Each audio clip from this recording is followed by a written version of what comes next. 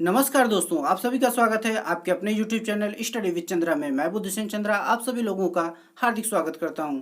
दोस्तों, यह series CTET, UP TET, लेखपाल, आरओ और यूपी ट्रिपल एससी के अन्य एग्जामों के लिए काफ़ी महत्वपूर्ण होने वाली है। तो आइए दोस्तों, इस सीरीज को आरंभ करते हैं। और हमारा पहला प्रश्न है, पृथ्वीराज रासो के रचनाकार हैं तुलसीदास, दलपति विजय, चंद बरदाई या विद्यापति। तो इसके कौन सा सही हो जाएगा? ऑप्शन थर्ड हो जाएगा, चंद बरदाई पृथ्वीराज रासो के रचनाकार हैं। दोस्तों, प्रश्न नंबर 2 की तरफ बढ़ते हैं। प्रश्न नंबर 2 हमारा है, खुमान रासो किसकी रचना है? राहुल सांकृत्यायन की, गुलाब राय की, दलपत विजय की या रघुवीर सहाय की। तो खुमान रासो किसकी रचना है? दलपत विजय की। ऑप्शन नंबर थर्ड सही हो जाएगा, दलपत विजय। दोस्तों, प्रश्न नंबर 3 की तरफ बढ़ते हैं। प्रश्न नंबर 3 हमारा है, जय चंद्र प्रकाश किसकी रचना है? तुलसीदास, चतुर्भुज दास, भट्ट केदार या नाभादास। तो जय चंद्र प्रकाश किसकी रचना है? भट्ट केदार की। ऑप्शन नंबर थर्ड सही हो जाएगा, भट्ट केदार। प्रश्न नंबर 4 की तरफ बढ़ते हैं। प्रश्न नंबर 4 हमारा है, विसल देव रासो के रचयिता हैं देवसेन, नरपतिनाल, भट्ट केदार या विद्यापति। तो विसल देव रासो के रचयिता कौन है? नरपति नाल। ऑप्शन नंबर 2 सही हो जाएगा, नरपति नाल। प्रश्न नंबर 5 की तरफ बढ़ते हैं। प्रश्न नंबर 5 हमारा है, निम्नलिखित रचनाओं में से कौन सी रचना भूषण की रचना नहीं है? शिवा बावनी, छत्रसाल दशक, शिवराज भूषण या रामचंद्रिका। तो रामचंद्रिका ऑप्शन सही हो जाएगा, रामचंद्रिका इनकी रचना नहीं है। रामचंद्रिका किसकी रचना है? केशव दास की रचना है, जो कि एक महाकाव्य है। यह छंद प्रधान काव्य है, इसलिए राम स्वरूप चतुर्वेदी ने इसे छंदों का अजायब घर कहा है। दोस्तों, कवि केशव दास रीतिकाल के कवि थे। प्रश्न नंबर 6 की तरफ बढ़ते हैं। प्रश्न नंबर 6 हमारा है, परमाल रासो के रचयिता हैं नरपतिनाल, दलपत विजय, भट्ट केदार या जगनिक। परमाल रासो के रचयिता कौन है? जगनिक। ऑप्शन नंबर 4 सही हो जाएगा, जगनिक। जगनिक कालिंजर तथा महोबा के शासक परमाल के दरबारी कवि थे।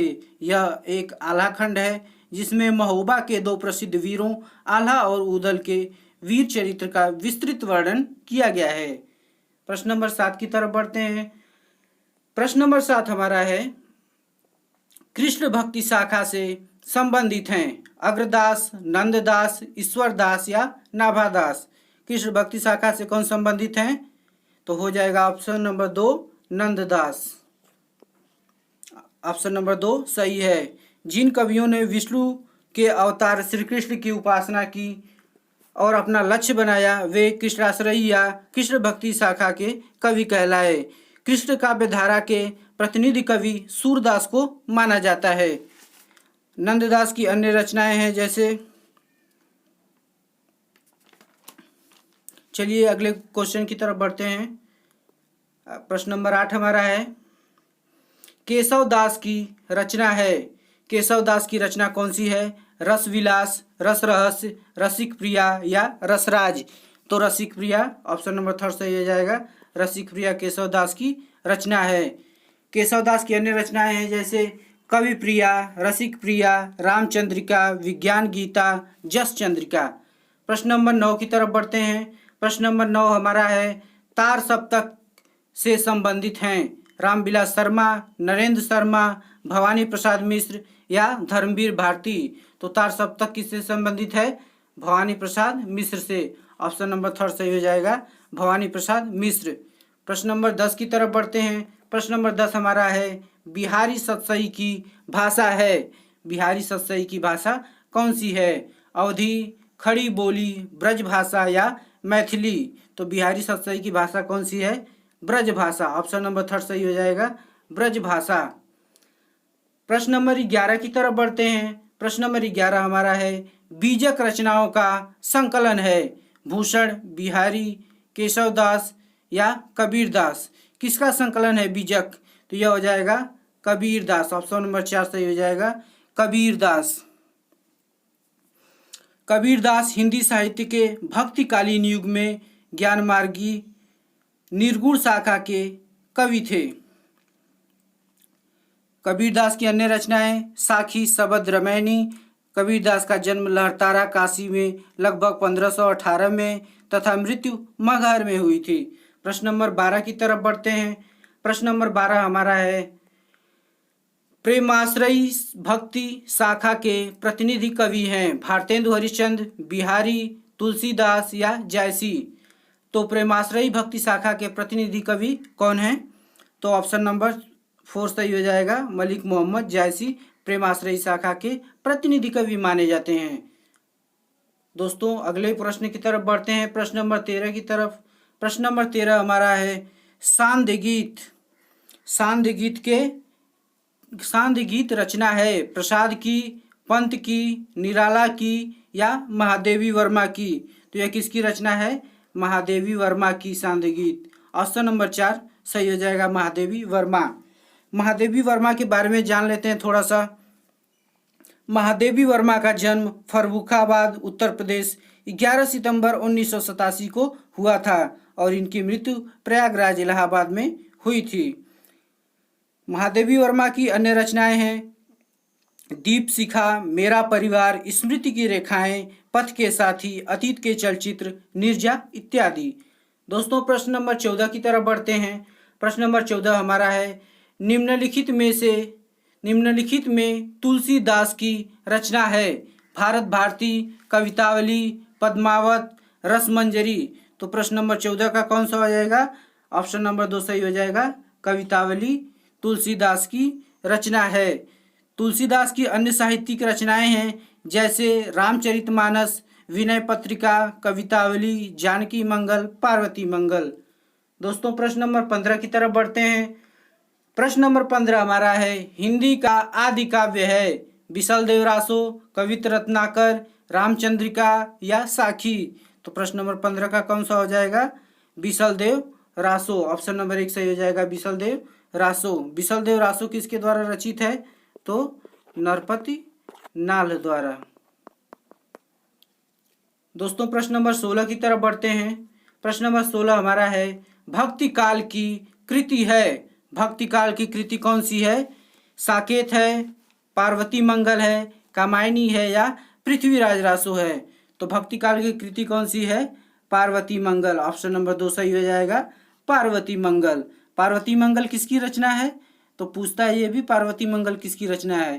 तो पार्वती मंगल है तुलसीदास की, जो कि हमने प्रश्न नंबर 14 में बात किया था। इनकी अन्य रचनाएं रामचरितमानस, विनय पत्रिका, कवितावली, जानकी मंगल और पार्वती मंगल। दोस्तों प्रश्न नंबर 17 की तरफ बढ़ते हैं। प्रश्न नंबर 17 हमारा है, रीतिकाल की रचना है रसमंजरी, प्रेम सागर, आर्या सप्तशती या बिहारी सतसई। तो रीतिकाल की रचना कौन सी है? ऑप्शन नंबर 4 सही हो जाएगा, बिहारी सतसई। बिहारी सतसई।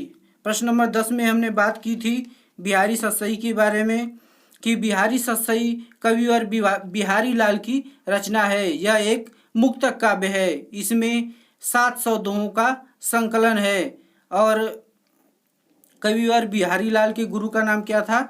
नरहरिदास। सतसई दोस्तों बिहार में 100 को सही कहते हैं, इसीलिए सतसई मतलब हो जाएगा 100 और 7 700। प्रश्न नंबर 18 की तरफ बढ़ते हैं। प्रश्न नंबर 18 हमारा है, रीतिकाल का अन्य नाम है स्वर्ण काल, उद्भव काल, श्रृंगार काल या संक्रांति काल। तो रीतिकाल का अन्य नाम क्या है? श्रृंगार काल। ऑप्शन नंबर 3 सही हो जाएगा, श्रृंगार काल। दोस्तों रीतिकाल के अन्य कवि हैं केशवदास, बिहारी, मतीराम, कविवर भूषण, चिंतामणि और भिखारी दास।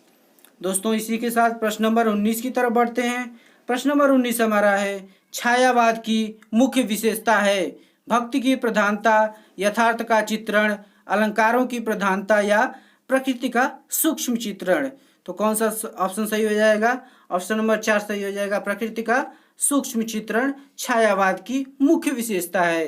प्रश्न नंबर 20 की तरफ बढ़ते हैं दोस्तों। प्रश्न नंबर 20 हमारा है, द्विवेदी युग की कृति है भग्नदूत, द्वापर, रसवंती या चित्राधार। तो प्रश्न नंबर 20 का क्या हो जाएगा? द्वापर, ऑप्शन नंबर 2 सही हो जाएगा। द्वापर द्विवेदी युग की कृति है। और द्वापर किसके द्वारा लिखी गई है?